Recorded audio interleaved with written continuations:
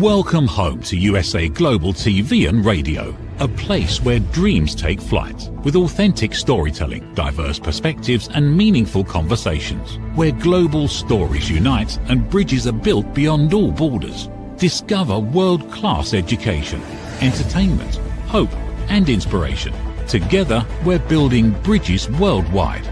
Subscribe to our channel, USA Global TV. Download our app, USA Global TV. Be our guest or join our team. Visit usaglobaltv.com. Thanks to our founder and executive producer, Dr. Jacalyn Kerbeck. Music score by Yeffy Tang from Cloud Road Music.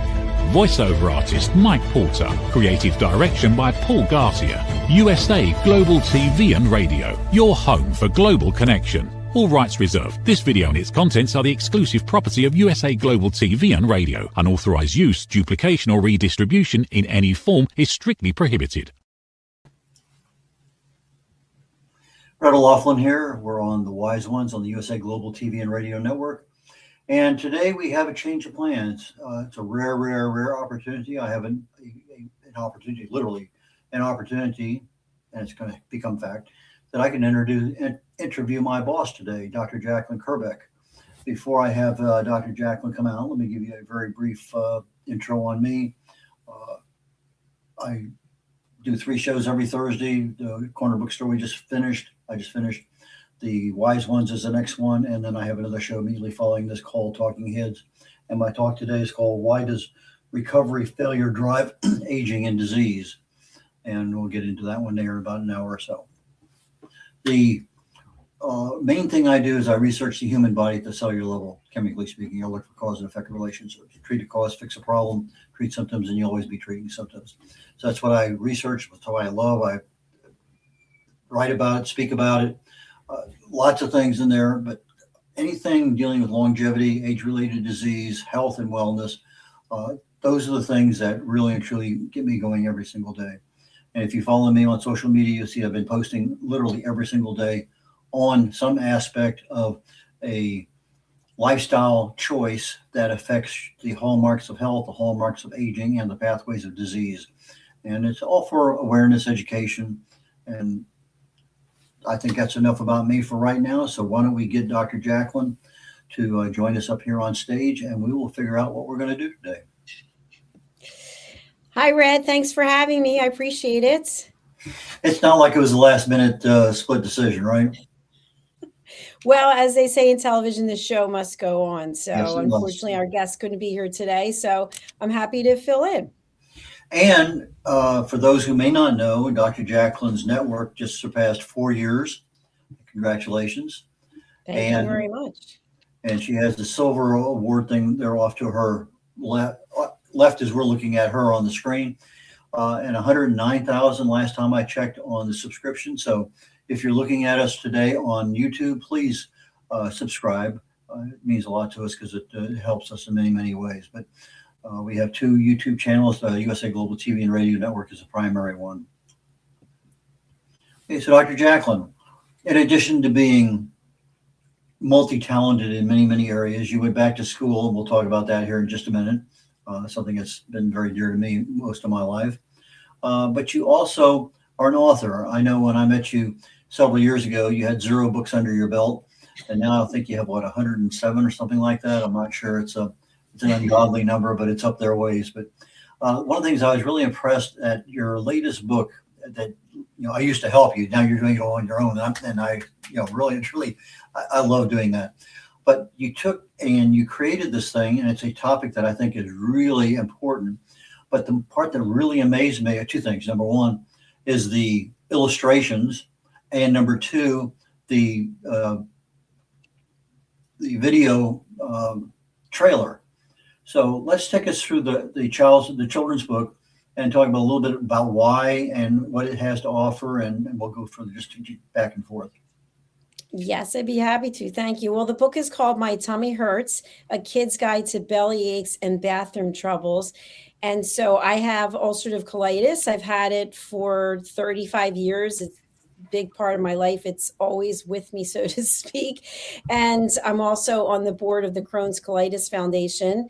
And I was asked to attend an event, which is the Take Steps Walk in Philadelphia. It's coming up in May. And I was also asked if I had a book on anything having to do with Crohn's or ulcerative colitis or IBD that has some impact for children and their families. And so I said, I don't, but I will. So the book itself is about a little girl named Jackie, and she has belly aches, and her friends on the playground are laughing at her, and she doesn't know what's wrong, and she wants to jump and play with all of them, but she can't because her tummy hurts. And so it's the story of her telling her school nurse, and then her caregiver gets involved, and they go to the doctor and they find out she's ulcerative colitis. So the bottom line of the whole book is that she's not alone, and that we're never alone, and we just have a voice and we can speak up, and we don't have to be afraid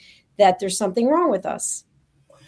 Yeah, it's interesting. Kids are unique. I mean, my daughter used to have really, really bad migraines, and she'd wake up in the middle of the night, and you go up there and let's just kind of calm down, breathing and everything, get everything under control. My son had a little bit of that when he was growing pains, because he grew a lot very quickly and a lot of pains in his knees.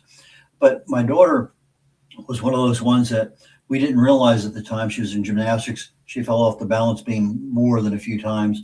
And, things get kind of jumbled around. Well, she stops gymnastics, gains a little bit of weight, and then all these problems start. Oh my goodness, I can't tell you, over a dozen doctors we ended up seeing. And finally the last one said, well, look, it may be psychological. Okay. But let's just go ahead and send you over here to this chiropractor. And the first question he asked us is, was she in an automobile wreck? I said, no. Well, it turned out that her backbone, her pelvis was twisted and tilted, and her upper part, her head was, she had things going literally in a spiral that nobody else could diagnose for whatever reason. But he was there in 5 minutes and just moving things around. That's it. So I think 36 sessions of massage, back to new. Advance a few years. Now she's starting to have other problems. You go in and you see doctors. Boom. Well, it turns out that as she's leaving one doctor, she actually had an episode in his presence, and that's convinced him that he's going to figure out what it was. Well, it turned out that she has both Raynaud's and thoracic outlet, but the symptoms are not necessarily, you can't say, okay, it is this or it is that, because they cancel each other. They don't cancel each other out, but they don't support each other. And it's rare when you have both of them. And so sometimes you get, like you say, a bellyache. It can be nothing. It can be food. It can be an allergy. It could be a number of things. And sometimes the doctors can help us, and sometimes they can't. And sometimes it just takes a long, long time to figure it out. How long did it take you to be diagnosed? I don't remember, because it was such a long time ago, and I think I was so ashamed and so embarrassed, and I didn't know what was going on. But to the point you just made, we have one of our team members here, Talia Smith, and she has fluoroquinolone toxicity, and she talks a lot about her situation, as well as those of her guests, where doctors don't actually believe them. They don't believe that there's something wrong with them. They believe it's in their mind, and they get sent to a psychiatrist, and then that gets put on their file. And then anytime they go to see someone, they think, oh, here's someone who has some kind of psychiatric problem. And so I think, especially as a child, if you're not being believed that there's something wrong with you, and it's not, oh, you ate something, go to your room, or don't bring it up again, or stop complaining. And then you just learn that, okay, I'm not supposed to talk about it. And so you keep it all inside. And I think that makes it prone to being even worse. And I know for me, I can tell you today, at 63 years of age, I absolutely believe that ulcerative colitis has a major impact on my ability to be in relationships. And so I haven't been in a relationship in a long time, and I don't plan on being one, because I think I'm so scarred by the way I've been treated, having ulcerative colitis, being told that I'm dirty and disgusting. I mean, it's not a pleasant disease. But at the same time, if you're a little kid, you're 3, 4, 5 years of age and your friends are treating you that way, it's terrible. It really does scar you. But one of the things you have, and again, I'm going to give you another congratulations, 1,111, not episodes. Classes. Yeah. So that doesn't, the ulcerative colitis and Crohn's doesn't affect your ability to work out. Is that true? Well, just to clarify, so I have 1,111 classes at Solid Core. So for those of you, it's in the United States at the moment. It hasn't gone outside the United States, but it's a very difficult, challenging workout. And so to answer your question, in the throes of a flare with ulcerative colitis, for me personally, a flare can last 6 months to a year. It's very difficult to leave the house. So, because you are constantly looking for where's the bathroom and you're in I'm just going to talk to myself. I'm in extreme pain. And there have been many times when I've left the house and I have not made it to the bathroom. And believe me, you remember those times and people just run. They can't wait to get away from you. So what I've had to do when I've been in a flare, sometimes I couldn't exercise at all, but I'm in remission right now. I would actually just not eat. So I would not eat. I'd have only little sips of water and I might run to the restroom before the class. And then as soon as the class is over, but it mentally does a number on you. So Solid Core, and I'm not a paid spokesperson, I'm not a brand ambassador, but it has really helped me mentally to be able to deal with situations, because when you're used to living in a lot of pain for most of your life, you can let other things go, little things, you just let them go and roll off your back. Okay, so you're exercising, but lately here, I think, I'm not sure how many days in a row, 45 days without alcohol and sugar. So you're 81. 81. Okay, I'm so sorry about that. It's okay. Who's counting? Yes, who's counting? So you made a decision to address another aspect of your health. I mean, the Solid Core is there and it's working, but now you decide, okay, I'm old enough, I don't need this. Why did you make that decision? It's interesting because in January, I was visiting my family for the holidays and I was driving to Solid Core in Virginia. And I remember I was driving and I felt something like rolling over my yoga pants. They weren't, the same kind of pants you wear to work out. And I was like, what is that? And I was like, oh my God, it's my stomach. And I was like, where did that come from? Like this roll. And so coincidentally, for Christmas, one of my family members gave me a pair of Lululemon, not a paid spokesperson, workout pants, and they were a size 6. And I've always, since the beginning of time, I've always been a size 2 or a size 4. So I kind of felt like with those two things together, there was a message, which was, what are you going to do about it? Are you going to settle into the new you, or are you going to fight back? Not for the old you, because we can't go back. And I thought, you know what, I'm going to look at what I'm doing. And I thought the first thing is, I love Chardonnay, big Kendall Jackson fan, not a paid spokesperson, but I just like it. And I thought that's what you have to give up, because what you really like the most and is not serving you, that is what has to go. And so I thought, well, I've been drinking Kendall Jackson Chardonnay for so long, I wonder if it will be a problem. And it was no problem whatsoever. It was just part of a routine. Like you settle into a routine in your life. And it was the same thing with sugar. I was used to eating chocolate. And I thought those two things have got to go. And so I just said, that's the end. And then I started doing intermittent fasting every day. I used the Zero app, not a paid spokesperson, every day, tracking how many hours. And it has to be at least 13. I get at least 8 hours of sleep. I put my phone on Do Not Disturb at 8 o'clock at night, or 7 o'clock at night to 8 o'clock in the morning. So I changed my lifestyle 81 days ago. And I'm going to Solid Core and I'm going to GTX at Lifetime Fitness, double classes every day. So that's where I am.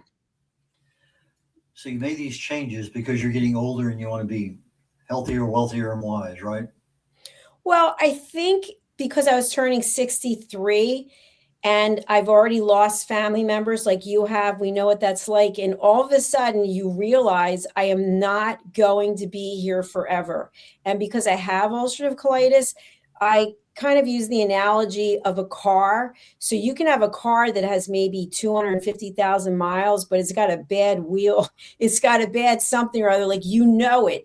And so at some point, you've got to take care of the car. And if you're putting things into you're putting in regular unleaded, it should be premium, it's going to show up at some point. So I just made those decisions to make changes, and I'm not going back. It's interesting you mentioned a car, because this week I was doing some research and one of these things popped up, and you know how easy it is to go down a rabbit hole. And I try to limit myself to about 5 minutes in a rabbit hole, because it just otherwise, well, which rabbit hole, which direction do I want to go? Anyway, and it talked about molybdenum disulfide, which I realized doesn't mean anything to you. It's a chemical. Molybdenum is it's a very unusual metal. But when you add the sulfur to it, you have MOS2, which is molybdenum disulfide. Why is that important?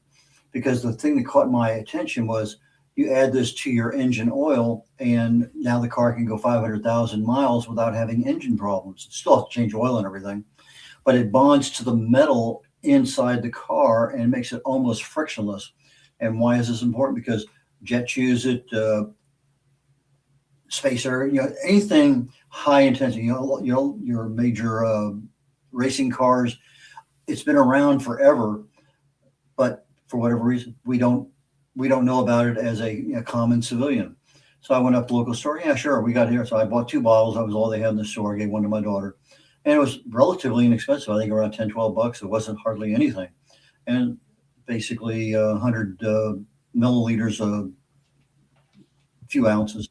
Anyway, and it's just, okay, why? Well, if I add it, then I generally don't have a problem down the road. So, and there's another thing I also discovered, but that's the one that I thought was, okay, well, that's kind of neat. Why don't people know about it? Well, I'll probably end up writing about it here very shortly. But it's just, there's so many things out there we don't know that are really good for us, and you bump into it by driving down a rabbit hole. Yeah, it's very true. And I think the other thing is, Red, that we as humans tend to fall into these patterns where things are comfortable and they're known. We know it, we like it, we feel comfortable with it. And when we have to actually make a change, with all the work you're doing with longevity and your new book, Aging Sucks, we have to make conscious decisions. And not everybody wants to do that. Not everyone's signing up for it. And then I know myself, I've even questioned, well, look at so-and-so, how long they lived, and they were doing this, that, and the other, all these dysfunctional things, and they lived to be whatever age. But we can't control what it's going to be. It's just about the journey. So to me, I feel like the reason, again, going back to this book, is if I can help one child or one family to bring awareness that it's okay to talk about these things, then I think I've done my job. I was at a doctor's office the other day with some tests and talking with the nurses, and rarely do we ever find out about how we help others that we don't even know about. I've done that. My wife used to be a blood donor, and they followed her from her donation to the actual neonatal care, newborns, because her blood was of such uniqueness that it would be only used primarily in newborns. And so here she is, pictures on the Houston Chronicle. They show, my wife donating, and they show the baby. And, that makes a big difference in your life. The fact that you, as you just stated, you help somebody you didn't know because you did something. In your case, you wrote a book or donated blood. I mean, I used to donate platelets all the time. I probably got about 42 gallons of blood products I've donated. And I'm at Ochsner Hospital in New Orleans donating platelets. And nurse says, there's a 13-year-old in here that no matter what they did, it didn't work. Well, I'm not supposed to tell you this, but they gave her some of your platelets, and literally overnight, she's really recovering. And so, that, for years of donating blood products, that, just, it's stuck with me, and it just makes you feel so good. It definitely does. And a lot of times we don't know who it is that we're helping. And it's okay because and I think it also helps to understand that not everyone is kind, not everyone is nice, not everyone understands, and that's okay. So I know with the work that you're doing, you have such an incredible reputation. You're so well respected. I mean, I speak to so many people that have come across your path, and everyone feels the same way, that you really are making a difference and have made a difference in this world. Again, you're starting to make me blush. As long as you don't start crying, it's okay. And you do that so easily. Just thank you for your kind word. You also talk about don't giving away your value.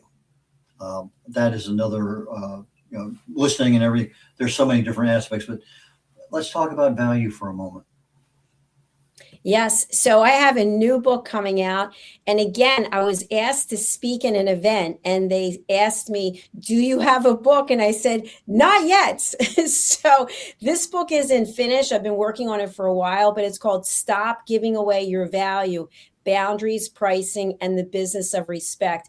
And why I actually decided to start writing this and speak at this event on this topic is because, Red, you know this. Like, I know you, and I know you know this because you've done it and I've done it. We just start giving things away because we're nice people, because we're kind people. And what ends up happening is you get taken advantage of, because unfortunately, there are people out there who just want things for free. And so I'm not judging anyone. I'm not labeling anyone. But if you give everything away for free, you will be broke. And I've talked about this, and I'm going to say this probably for the first time ever out loud on this network, but I'm going to say it. I have worked with many people in the spiritual realm. They're in the spiritual world, they're empaths, they're mediums, and most of them are going through tough times when it comes to making money because they're giving all their services away. And it's hard to understand if you don't have the mindset of a business person.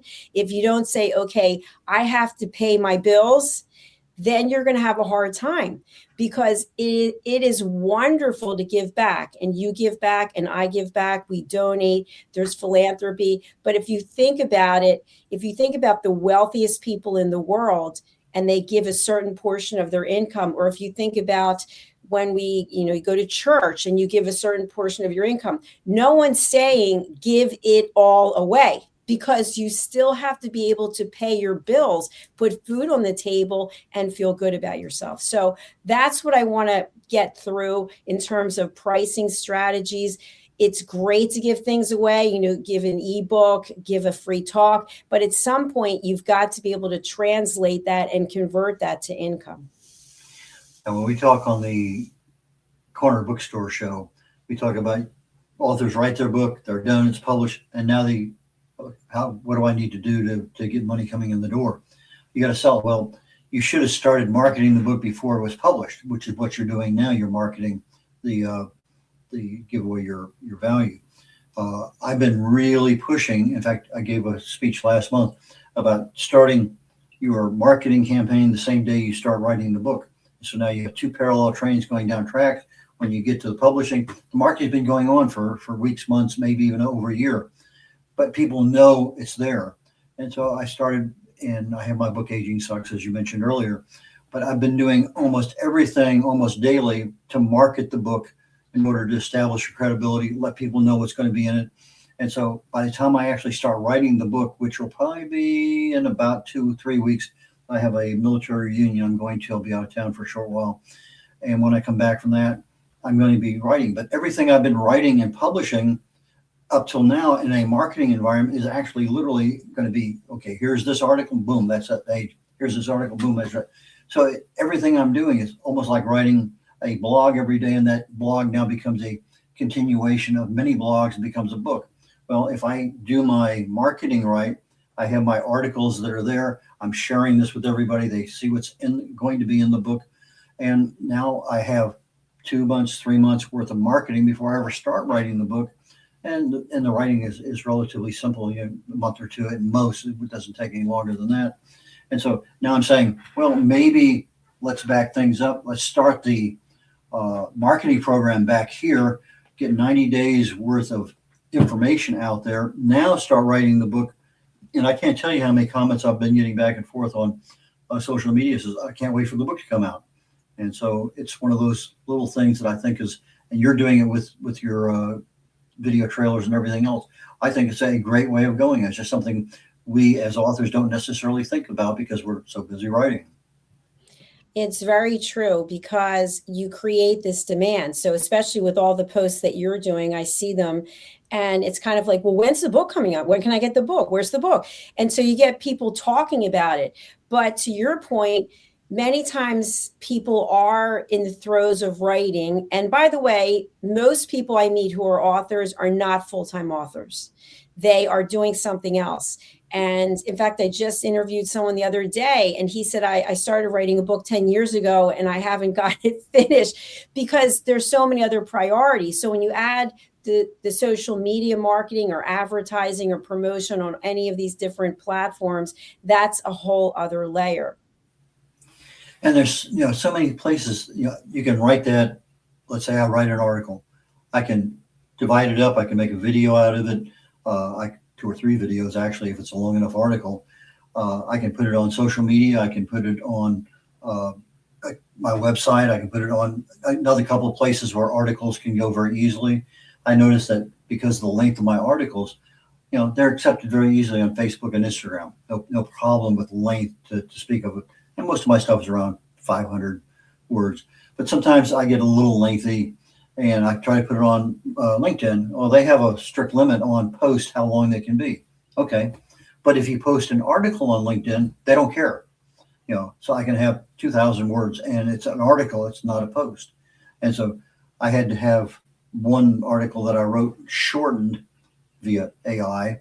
And then, and so I tweak it a little bit, add that little extra human touch to it where it needs to be, put it back on LinkedIn. But now I just take the article I have and I just put it right on LinkedIn. So, just the mere fact that there are restrictions on that.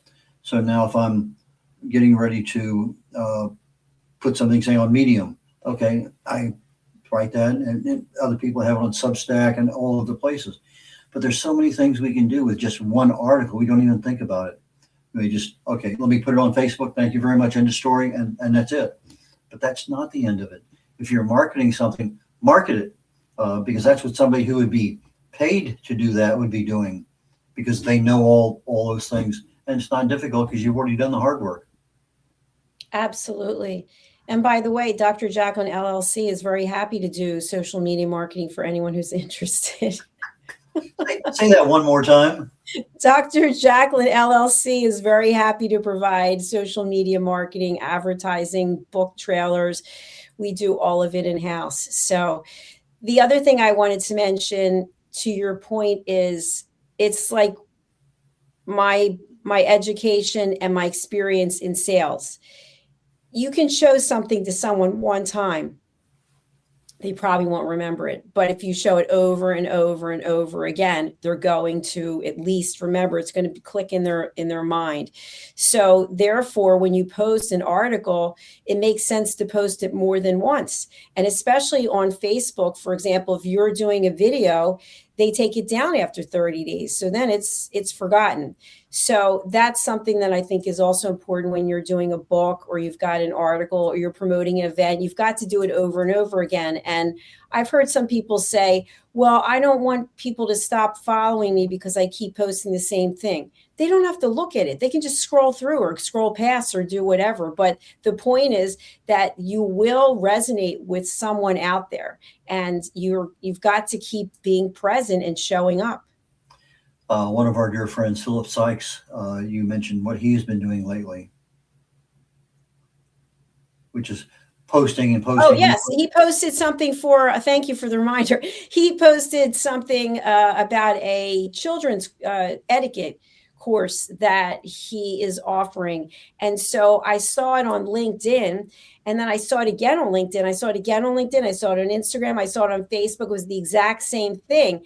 And I thought, how clever, how intelligent to do this, because it stays in your mind. Even though I had the blank for a moment because I was thinking of something else with Philip, with London, but he really does a great job because it stands out because you see it over and over and over again. And you look at it and you go, okay, this is what that's about. So for people thinking, well, I posted one thing and that's enough. No, it's not enough. It's interesting. When I was in the multi-level marketing realm years ago, they used to tell us, it take anywhere from 7 to 12 times telling somebody something before they finally understood it. And at that point in time, I had a mentor, and he would say, it's easier to make $50,000 in a month than it is in a year. In fact, it's actually easier to make $50,000 in a week than it is a month. In fact, if you really want to get serious, it's easier to make $50,000 in a day than it is in a week. And it says, I'll tell you right now, it's easier to make $50,000 in an hour than it is in a week, in a day. And the whole thing is predicated on the fact is, what is your reach? He had, I think, 30,000 people on his newsletter, email list, whatever.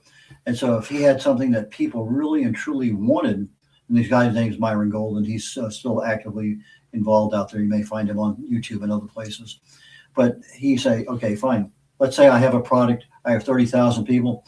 What if only 1,000 of those 30 want to buy it, and the product is, $300? Okay, there's $300,000. It's interesting. You have to build your empire, and then once the empire is there, then you can, I'm not going to say take advantage of it, but use it wisely to provide help and assistance for other people. And it's part of your business, it's part of the marketing world. It should be part of your life if you're out here in public and you're providing services or products. Very true. I totally agree with you. And so you haven't made $50,000 in an hour yet, right? No, I didn't have that on my list actually, but I can put it on there. Yeah, it hasn't happened here yet, but it will happen. I'm sure it will happen. It's just, you get on Oprah, boom, it happens. It's just one of those things. It's right place, right time, and things happen. Exactly. Except Oprah's not on anymore. So. I know. I just use it as a. But now you decided to go back to school. Tell us what's going on. I am currently a student at the Wharton School of Business for their Chief Strategy Officer program, which I started in December, and it goes until December, which is really terrific. And it's been really interesting because I was out of the school world. I got my doctorate in 2011. And so it's been a while, but I just fell right back into it because it's about being curious and about learning. And it's interesting how they provide the content. And so I've been taking a lot of what I've been learning and applying it to growing USA Global TV and radio, and also offering it as coaching and consulting. And that information is extremely valuable because it's things that, this is what's going on in the real world right now. And you have CEOs, let's say the cream of the crop of people who know what's working. And you say, oh, what about molybdenum disulfide? Something we don't know about, but it's there and it's going to be very useful. So you're passing that information on. So we're going from that awareness of what you're picking up, and then you're educating us because you're becoming more adept at not only understanding what the words are, but actually how to use it. And that's the part that I like. Okay, here's what it says, but here's an example of how that actually works. And that's the part that I like, is the fact that, okay, I hear, I see the words, but how do I use it? Okay, and then you give an example. Okay, and then you say, how are you going to do it next? Oh, crap, I don't know. But when you challenge somebody, it puts the brain in a different mode. You're passive looking at something, but when you challenge somebody directly, that they have to respond back. In some cases, me. But in other cases, no, don't. Who else is around here that can get in front of me? But when you have to answer the question, and it applies to what you think, what you believe, and what you will do, that's a different world because you're really challenging the brain. And Red, you are a lifelong learner like I am. Not everyone is still interested in learning, right? Sometimes people just decide, well, at a certain point in life, I'm just taking it easy. And I'm not like that, and you're not like that, right? We are always challenging ourselves, and there's always more to learn. And so that's part of why I decided to apply for the program. And actually, I didn't think I was going to get in because I thought they can't say this obviously, but I thought I was going to be too old at 62. And so when I got in, I thought, oh, now I have to do the work, because there is a lot of work to be done and it's every single week. But I'm really glad that I'm doing it, because I've learned so many things that you would think you know everything after having a master's and a doctorate like you with all the degrees. But no, we don't know everything, because as time goes on, people are learning more things and explaining more things and applying more things. And so it's really an interesting journey, and I'm grateful I get to take it. I see things all the time on various Instagram and things that we thought about in physics 20 years ago isn't even the same thing nowadays, because okay, well, they proved this, they proved that. There's a new, part of an atom we didn't know. As you say, learning out there is continuing to go. We have better tools, better marketing. How much has your life changed since AI came in and you started using it to get the things done that you need to get done? I know it makes my life a whole lot easier, but some people don't want to use AI, especially if you're an author. I'm saying you've been using it for 50 years as a spell checker. You just didn't recognize the terminology. But in reality, it's been around for a while. Now it's being really and truly in a situation that you can, I have to, we talked about this the other day at an event. There's ethics involved in the AI, and you can literally ask your AI, what is your ethics policy? I asked mine recently, and we went back and forth on a few things, because when I was getting information, they can't give me diagnosis and medical advice. But if I'm a researcher, I can get information that I can get if I wasn't a quote patient or just general interest. But I have about a 2-page prompt that I use for my research. But about 4 times in the last couple of months, I've had to go back to my AI and say, okay, we just went through another 4, 5, 6 questions to get to this answer. Why didn't you give me that at the beginning? So I said, take what you just learned, add it to the original prompt, and now. And so after about the second time I did that, I said, why are you not doing this? Well, I got some moment of honesty. So I didn't want to embarrass you. Okay, fine. Throw that out. You let me worry about my own embarrassment. You give me the information. I said, what causes Alzheimer's? They give me the 2 or 3 standards. And I said, I want to know what is out there, what's trending, what's experimental. I said, I will worry about how I handle that information. But tell me, don't give me up here. I want down here in the dregs. So that is like, but you have to be able to tell your AI, who you are, what you expect, who they are. And that's very important, because if they don't know who they are, they don't know what to give you. And so that's one of those things I've been learning all along here. Like I said, about 4 times in the last 2 months, I've had to tell AI, go back and relearn yourself a little bit and add it to the original prompt. And now I'm getting some pretty decent information. I still think he's protecting me, and we still have arguments periodically. But at least I'm having information that I can share. Well, I have to thank you, because you're the one who introduced me to ChatGPT. It seems like forever ago. And I use it all the time. I use it instead of hiring 5 or 6 people, maybe even more, because it's very good at task-based things. And one of the things that I learned through the Wharton program, and I'm going to give my interpretation of it, so disclaimer, this is what I took away from it, is that one of the guest speakers that they had talked about a study that was done on frontline workers who were given AI tools and how productive they were. And what ended up coming out of that, and I think it was the Boston Consulting Group that was doing this, at least in part, is that the frontline workers were trained on how to use the AI for their job, and they used it. And what happened was they saved a lot of time, but no one told them what they were supposed to do with the time. So overall, they were graded as unproductive because there was a lot of downtime where they weren't doing anything. But it was very good for taking away tasks related things. And then the same organizations, they actually interviewed the C-level executives who also used the AI, and they were familiar with it.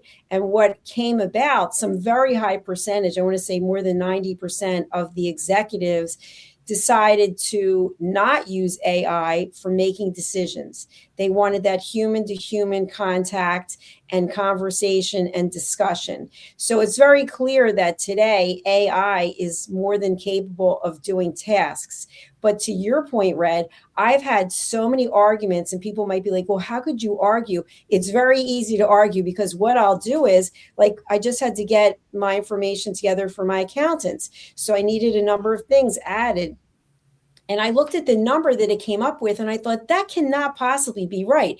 So I got out my phone and I used the calculator and I added up. So I went back to the AI and I said, I don't know what you're thinking. I don't know what you're focused on right now, but you did not add up these numbers correctly. And that's a basic task. What is going on? So it came back and said, thinking. It didn't say anything because it can't talk, but it came back and it had, you are right. That's my bad. And I wrote back, no, it can't be your bad, because you are the genius. You are the expert, and you are not able to add up numbers correctly. So it is about how you ask it, but it does make mistakes. And because of that, many people are like, oh, I'm not going to use it. Well, guess what? You're losing out, because it does work in a lot of ways. It has saved me so much time and so much money, but you have to check it. Just like if you had somebody on your team, you can't just blindly accept everything. Sometimes you have to take a peek under the hood and go, well, let's see if what you're doing is correct. It's interesting. Earlier this week, I was in a networking group, and one of the guys was the CEO. We talked about AI as a breakout session. And he says, things have been changing, environment, this, that, and whatever. And he says, typically in the past, they would have a layoff, downsizing. But he says they took their AI group and they said, what can we do to keep everybody here? What do we need to do our competition is not doing that we can do that makes sense, that our people are already trained to do or can be trained easily? So now you gave it a different world to think in, because it has to go out and evaluate, here, they listed all the competitors. And so now they came, okay, well, you can do this, okay. So you had options that without AI, they would never have thought of. And so it depends on, what is that mindset that you have, that because we have a finite, if it doesn't fit into this area, we don't see those things that are just outside that AI can see, or you train it to see that stuff. So. Exactly. You tell it, you give it the parameters, whereas a human might not be capable, certainly, of processing all the information that it can process, which is another thing. I went back to my AI and I just wrote, please do not respond right away. I would like you to take at least 1 minute to think about what I'm asking you, because sometimes I just hit send and enter and boom, I get this. I'm like, how could you possibly have even read it? Are you giving me pat answers? And it wrote back, yes, I am. And I said, I do not want that. Put it in your memory. Take 1 minute to research and come back with references. So now that's what it does. It's like a good dog that you train. Well, speaking of good dogs, I think we've had a great show today. Yes, time to go. We need to say sayonara and get on to the next show in about 10 minutes for me. So I gotta put things together quickly, and I will see you on the other side. So I'm gonna let you close everything out and pretend like you know what you're doing. Thank you, Red. Good having you. See you soon. Bye.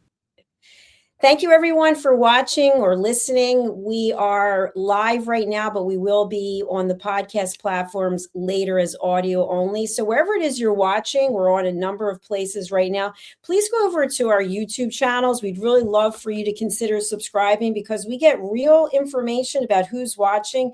Not specifically, we don't know John Doe out there watching, but where people are watching, demographics, what people like, what resonates with you. And that really helps us with our programming. So it's USA Global TV and Radio and Dr. Jacalyn Kerbeck. If you'd like to be a guest on any of our shows, you can go to our website, usaglobaltv.com, and you can book your session. And now we're going to close out with 2 of my new books. We talked about the one today, My Tummy Hurts, and the other one is from my Lady Ella series, which is Lady Ella, the Listening Mentor. And it's a tribute to my great niece, Lady Ella, and my great nephew, Lord Jack. And their travels have taken them to Serenita, Greece, where they meet some alley cats. So take a look at both of the movie trailers, and I wish you a beautiful rest of your day or evening. Bye for now. My Tummy Hurts by Dr. Jacalyn Kerbeck. Meet Jackie. She loves recess, running with friends and laughing on the playground. At school, Jackie tries to play like she always does, but suddenly the pain comes back.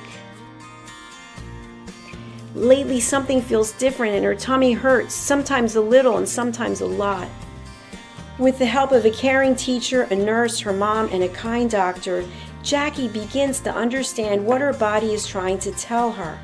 Sometimes tummy pain is more than a simple bellyache. Some children live with conditions like ulcerative colitis or Crohn's disease. Jackie listens to her body. She asks for help. She knows she's not alone. And Jackie finds her way back to running, laughing, and being herself. My Tummy Hurts, a kid's guide to bellyaches and bathroom troubles by Dr. Jacalyn Kerbeck, available on Amazon and in fine bookstores around the world. In a quiet seaside town in Greece, where sunlight warms the stone paths and the sea whispers nearby, a new adventure begins. Lady Ella and her brother Lord Jack have arrived with an important mission: to teach kindness, patience, and the power of listening.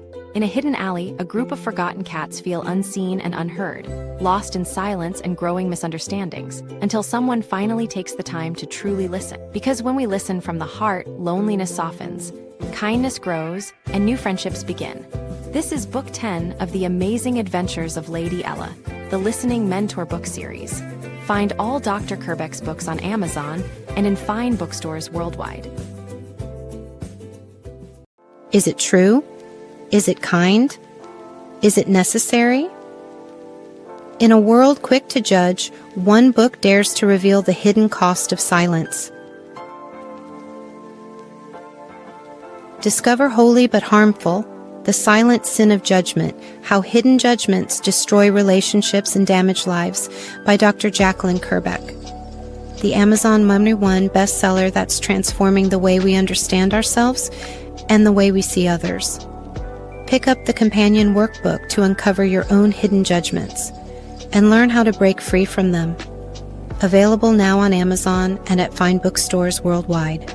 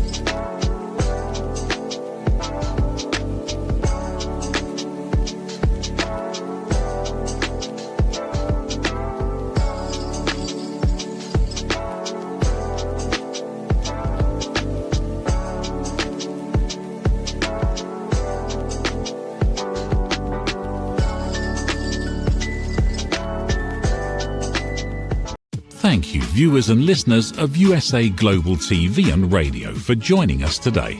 We're honoured to have your time and attention as part of our global community.